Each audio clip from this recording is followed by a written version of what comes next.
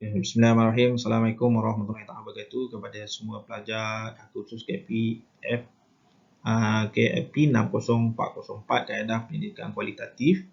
Okey, kita berjumpa pada kuliah yang kelima pada minggu ini berkenaan dengan etika penyelidikan. Jadi etika penyelidikan ini amat pentinglah dalam kita melaksanakan sesuatu kajian yang kita nak laksanakan, ya. Terutama sekali bila melibatkan tinjauan lapangan dan juga kutipan data kita dalam kajian kita. Okey, ada 4 kekangan utama dalam penyelidikan, ya. Pertama sekali dari segi faktor saintifik, pentadbiran, mungkin dari segi terlalu mahal, ambil masa yang lama untuk melaksanakan sesuatu kajian itu, dan seterusnya dari segi etika lah. Ini ada 4, dan juga dari segi politik kalau seandainya ada unsur-unsur politik dan sebagainya lah, ya. Jadi dalam melaksanakan suatu kajian, salah satunya ialah berkenaan dengan etika. Kalau kita sedia maklum bahawa etika ni amat penting lah bagi seseorang penyelidik, ya. Baik, isu etika dalam penyelidikan, kalau kita lihat bahawa etika ni ialah kepatuhan kepada standard perlakuan bagi sesuatu profession atau kumpulan, ya. Kami ikut Western New World Dictionary berkaitan dengan persetujuan di kalangan ahli kumpulan, ya. Maksudnya kumpulan yang berbeza-beza, mereka ada dia punya peraturan, dari segi kod perlakuan, ya. Kita mesti sedar tentang persetujuan umum tentang apa yang betul dan apa yang tidak betul. Jadi dari segi partisipan ataupun sampel kajian kita ni, mestilah mereka penglibatan secara sukarela lah, ya. Voluntary, ya. Volunteer pasti partisipan. Tidak mencederakan partisipan, ya. Maksudnya kita tak mencederakan mereka, perlindungan dan kerahsiaan, ya, dari segi kerahsiaan sampel kajian ataupun responden.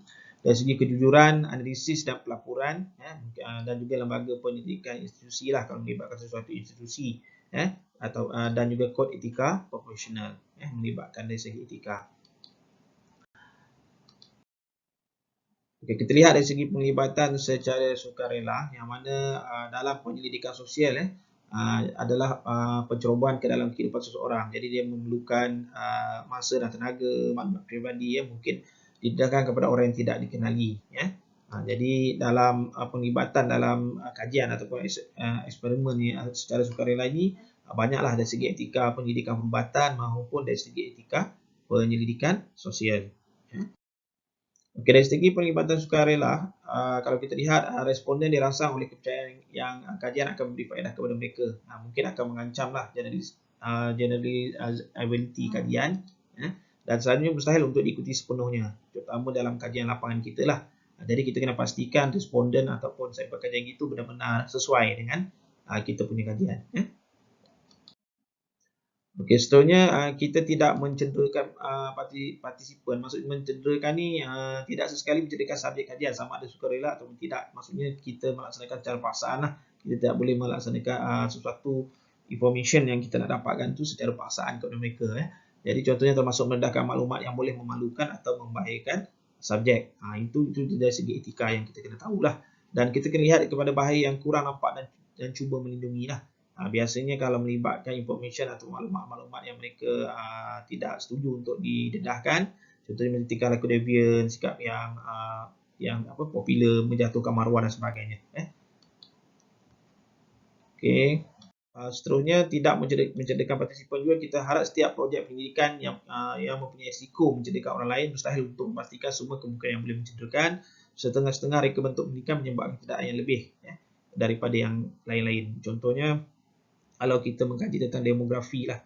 Bila kita mengkaji tentang demografi, kita kena pastikan bahawa dalam coding sampel kajian kita atau responden itu kita kena tulislah sampel 1, sampel 2. Kita tidak menerangkan pun nama mereka supaya kita menjaga dari segi etika. Okey. Dan mungkin timbul dalam analisis pelaporan data, itu sebabnya dalam saya melihat dalam anda punya proposal tu, ada juga setengah ni menyatakan terus. Kalau kita menyatakan terus nama, kena pastikan nama tu bukan nama sebenar kita punya sampel kajian, ya. Kalau katakan kita nak guna juga sampel tu, kita mungkin sebut jawatan lah, maksudnya penolong kanan 1, penolong kanan 2, penolong kanan 3 contoh, ataupun guru 1, guru 2, guru 3. Itu sebagai contoh. Jadi dia tidak menyentuh sensitiviti seseorang individu itu. Okey. Dan keizinan termaklum. Maksudnya di sini ialah involvement constant, formalisasi penglibatan sukarela dan tidak mencederakan partisipan. Penglibatan sukarela subjek dalam pendidikan berdasarkan pemahaman yang penuh tentang kemungkinan risiko yang terlibat dan menandatangani pernyataan yang menandakan kesedaran tentang keputusan untuk terlibat. Jadi maksudnya bila kita nak mengambil sampel, kita kena ada persetujuan daripada mereka lah, daripada beliau lah ataupun individu itu. Kita kena ada buat satu surat, ada kebenaran itu. Sebabnya dalam suatu pendidikan, kita kena ada kebenaran daripada KPM, dari jabatan, daripada PD, daripada pengetua ataupun guru besar sekolah.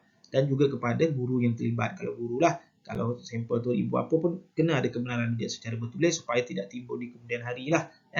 Okay. Dan seterusnya, pelindungan dan kerahsiaan, dua teknik untuk melindungi identiti subjek. Dari segi pelindungan, pendidik tidak boleh merendahkan tindak balas dengan identiti subjek. Maksudnya dalam soal sidik secara pos ke, tiada nombor kad pengenalan diletakkan pada soal sidik ataupun soal temu bual dan sebagainya. Sukar untuk melindungi identiti subjek yang ditemu bual, memastikan perlindungan boleh meningkatkan kemungkinan tidak adanya tindak balas, mungkin tindakan undang-undang ke dan sebagainya lah. Jadi kita mengharapkan supaya dalam kita punya kajian nanti kita tidak langsung mengganggu sensitiviti dari segi sampel kajian kita. Okay. Dan seterusnya kalau kita lihat dari segi perlindungan dan kerahsiaan, kerahsiaan ini pendidik boleh mengenal pasti tindak balas individu tertentu tetapi tidak merendahkannya kepada orang ramai. Jadi pendidik mesti meyakinkan responden yang projek kajian tersebut ada rahsia, sulit. Dan maklumat yang diberikan oleh responden mestilah disimpan dan dirahsiakan. Mudah dilapaskan, sukar dilaksanakan. Maksudnya kita melindungi kita punya sampel kajian dalam sampel kajian kita ini. Okey, baik. Dan dalam pelindungan dan kerahsiaan juga kita memastikan kerahsiaan lah, latihan etika kepada semua penemu bual dan semua yang mempunyai akses kepada identiti responden. Buang maklumat yang boleh mendedahkan identiti sebaik saja ia tidak digunakan. Dan dari segi temu bual, buang semua maklumat yang boleh mendedahkan identiti daripada transkrip temu bual. Dan kalau sekarang ni dari segi tinjauan, gantikan nama lah dengan nombor-nombor. Ini saya dah menteri lah dengan nombor mungkin sampel 1, sampel 2, sampel 3. Kita nak memastikan dari segi kerahsiaan sampel kajian kita itu. Okay. Dan juga kita mesti ada kejujuran lah. Kejujuran atau ketidakjujuran. Jadi kita mengurus identiti seorang penyelidik ini kadang-kadang ia perlu disorokkan atau disembunyikan lah. Menipu adalah tidak beretika. Namun penipuan sekiranya perlulah dijustifikasikan dengan alasan saintifik dan pentadbiran yang sesuai lah. Kalau seandainya kita perlu juga dedahkan, tetapi kita tu tadi saya maklum bahawa jangan kita dedahkan nama sampel kita lah, sampel kita yang sebenar tu, jadi kita kena tukar nama, jadi bukan nama dia yang sebenar lah. Okey, seterusnya dari segi kejujuran tujuan ni, contohnya macam bagaimanakah kita berusaha dengan isu etika apabila penipuan perlu untuk membolehkan eksperimen berjalan dan berhasil. Jawapannya mungkin satu penyelesaian adalah dengan menjelaskan kepada subjek sebelum eksperimen. Maksudnya sebelum kita temu bual sampel kita tu, kita kena jelaskan soalan-soalan ini adalah berkenaan dengan sekian. Maksudnya kita maklum bukan kita nak kawal dari segi jawapan dia, tetapi kita memudahkan dari segi dia nak mengeluarkan statement itu supaya dia tidak menimbulkan isu-isu yang sensitif lah kepada agama, contohnya kepada masyarakat, kepada kaum dan sebagainya. Dan juga dari segi analisis dan pelaporan, tanggungjawab etika kepada rakan kerja dalam komuniti saintifik. Maksudnya prihatin terhadap analisis data dan cara keputusan dilaporkan. Jadi kalau dalam pelaporan kita nanti, kita kena peka dan kita kena bertanggungjawab lah di atas laporan yang kita berikan. Dan juga merasa bertanggungjawab untuk mendedahkan batasan atau kekurangan kajian. Ini dalam kita punya pelaporan, dalam kita punya bila kita nak pergi ke tinjauan lapangan nanti Dan juga patut dilaporkan dapatan yang ditemui atau yang kita boleh itu kita perlu laporkanlah.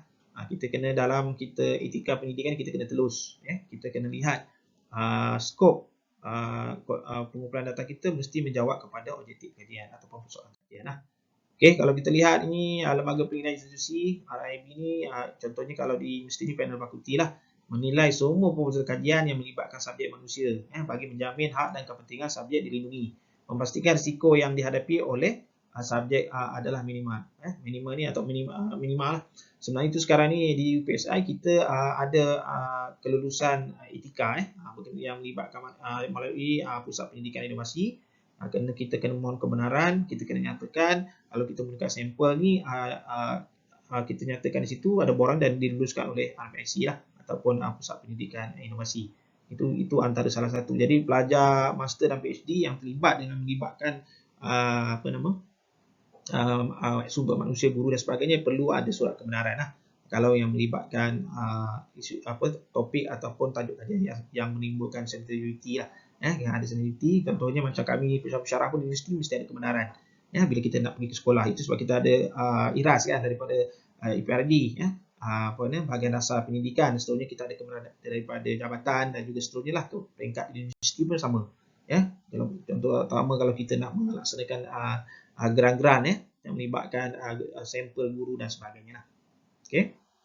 Dan juga kalau kita lihat dari kod etika profesional, terdapat kod perlakuan formal yang diterbitkan yang menjelaskan apa yang dikira sebagai perlakuan profesional yang boleh diterima dan tidak boleh diterima. Itu sebabnya banyak juga lah persatuan profesional ni, contohnya macam kalau persatuan peguam Malaysia dan sebagainya, itu lawyer tu memang ada lah. Tapi kalau dalam persatuan di industri ini, kita ada persatuan PK, persatuan kegiatan akademik, dan dalam persatuan akademik juga kita punya prosedur dari segi pergerakan kita dan sebagainya dalam melaksanakan kajian. Dan untuk kebenaran kajian, kita kena melalui Pusat Penyelidikan dan Inovasi Universiti. Itu juga dengan pelajar-pelajar nanti nak mohon untuk ke lapangan, mesti ada kebenaran daripada IPRD, ataupun dalam melaksanakan apa juga kajian, mesti ada kebenaran daripada pusat yang kita nak temu lah. Contohnya kalau nanti untuk melaksanakan kajian untuk tugasan 2 nanti, mesti ada kebenaran daripada, kita kena tunjukkan kita punya surat pengenalan pelajar, kita kena tunjukkan juga surat pengenalan pelajar tu kita mohon secara online melalui portal tu untuk melaksanakan pendidikan. Biasanya Institut Pengajian Suazah akan benarkanlah dari segi pengenalan itu dah cukup, dan anda laksanakanlah di sekolah anda sendiri dalam keadaan PKP ni, ataupun dalam daerah anda tu. Mesti kalau melibatkan sekolah lain dan juga mesti kita mohon IRAS tu untuk anda laksanakan tugasan 2 ni. Tetapi dalam tugasan 2 ni, kalau anda lihat lebih ke tinjauan lapangan ni, kita lebih berfokus kepada sekolah dalam daerah kita ataupun sekolah kita sendiri. Itu lagi mudahlah untuk anda, dan anda cuma maklum saja kepada pengetua, buat surat, kita minta pengesahan daripada pengetua. Itu saja. Okey, itu saja berkenaan dengan kod etika dalam pendidikan, yang mana secara umumnya yang penting ialah anda mesti mengikuti syarat-syarat dan juga keperluan atau peraturan dalam melaksanakan sesuatu pendidikan, supaya kita punya pelaksanaan pendidikan itu dapat lebih sempurna dan tidak ditimbul masalah di kemudian hari lah. Jadi saya mengharapkan nanti bila kelulusan dalam tugasan 1 perusahaan ini telah diperakui oleh pensyarah, maka anda boleh terus laksanakan untuk tugasan 2 yang mana berpandukan kepada tugasan proposal. Anda kena collect data, merujuk kepada tugasan yang telah diberikan oleh pensyarah, dan nanti akan ada pembentangan hasil daripada dapatan para pelajar dalam tinjauan lapangan yang merangkumi fokus kena aplikasi dari segi kaedah pendidikan kualitatif itu, dari segi reka bentuknya anda melaksanakan contoh kajian kes, anda kena laksanakanlah bentuk kaedah mendapatkan data itu melalui temu bual, pemerhatian, ada sedi dokumen mungkin anda sediakan instrumen yang itu juga amat pentinglah dalam anda punya pelaksanaan tugasan dan kajian anda pada masa akan datang. Itu saja. Sekian. Assalamualaikum warahmatullahi wabarakatuh. Salam sejahtera.